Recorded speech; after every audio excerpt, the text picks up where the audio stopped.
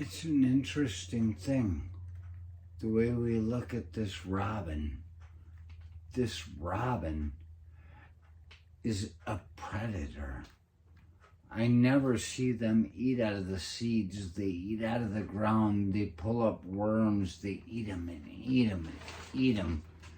And for him to step into my fucking studio, it's an insult.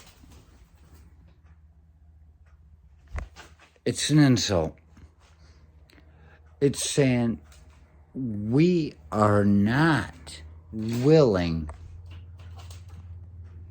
to feed your children, the children which we made you fucking have.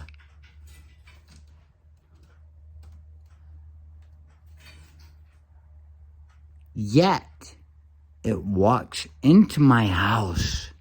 This Confederate state bird walks into my house and takes the bugs that are flying around the goddamn lamps.